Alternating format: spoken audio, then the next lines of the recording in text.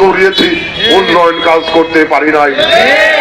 সেই দুর্ভাগ্যের শিকার আমরা জামালপুরবাসী আবার হতে চাই না। এইবার বিএনপি ক্ষমতায় আসবে যদি জামালপুর সদরে আল্লাহর অশেষ রহমতে আপনারা আমাকে ভোট দিয়ে দানের শেষকে নির্বাচিত করেন, আমি আপনাদের কাছে অঙ্গীকার করে যাচ্ছি জামালপুরের উন্নয়নের স্বার্থে, জামালপুরের মানুষের ভাগ্যের উন্নয়নের স্বার্থে, সর্বোপরি জামালপুরকে একটি শান্তিপূর্ণ সমৃদ্ধ জামালপুর প্রতিষ্ঠার স্বার্থে আমি আমার জীবনকে উৎসর্গ করে দেব।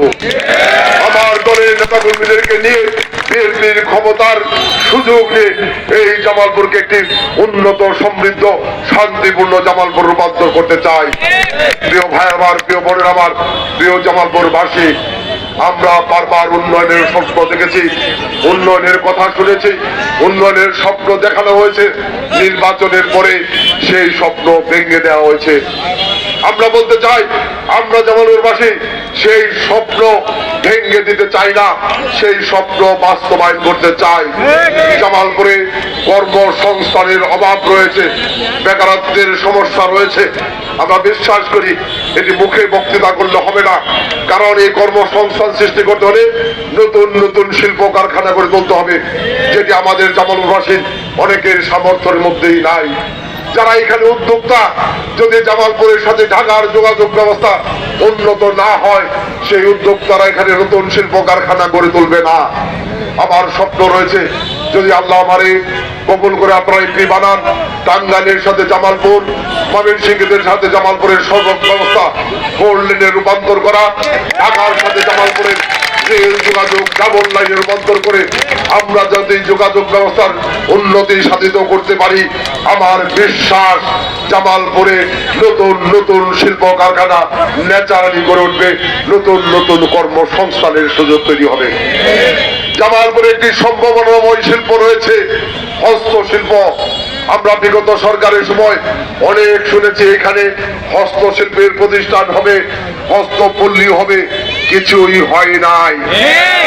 আমরা বলতে চাই জামালপুরের যেহেতু সম্ভাবনাময় শিল্প হচ্ছে হস্তশিল্প, আগামী দিনে হস্তশিল্প কর্মীদেরকে প্রশিক্ষণ দিয়ে, প্রয়োজনে ঋণ দিয়ে হস্তশিল্পের বাণিজ্যকে প্রসার ঘটানোর ক্ষেত্রে এখানে হস্তশিল্প প্রসারের জন্য যে পদক্ষেপ নেওয়া দরকার, হস্তশিল্প প্রতিষ্ঠান আমরা গড়ে তুলতে চাই, হস্তশিল্প পল্লী আমরা গড়ে তুলতে চাই। প্রিয় ভাই আমার, আমি যে কথাটি বিনয়ের সাথে বলতে চাই, জামালপুরের শিক্ষাঙ্গনের ক্ষেত্রে আশেক মাহমুদ কলেজে বিএনপি অনার্স কোর্স চালু করেছিলেন, মহিলা কলেজে বিএনপি অনার্স কোর্স চালু করেছিলেন, পরবর্তী সময়ে এটির প্রসার আর হয় নাই। আমরা বলতে চাই জামালপুরের শিক্ষা ব্যবস্থাকে মানসম্পন্ন এবং শিক্ষার পরিধি প্রসারের ক্ষেত্রে যে কার্যকরী পদক্ষেপ নেওয়া দরকার, যদি আল্লাহ আমাদেরকে রহমত করে আগামী দিনে সেই পদক্ষেপগুলো আমরা নেব। জামালপুরের 50 শয্যার হাসপাতাল বিএনপি সরকারের সময় 250 শয্যা করা হয়েছিল। জামালপুরে বিগত বিএনপি সরকারের সময় নার্সিং ইনস্টিটিউট করা হয়েছিল। নির্বাচন প্রহসনীতে পরিণত হওয়ার কারণে আমরা পরবর্তীতে উন্নয়নের সুযোগ পাই নাই।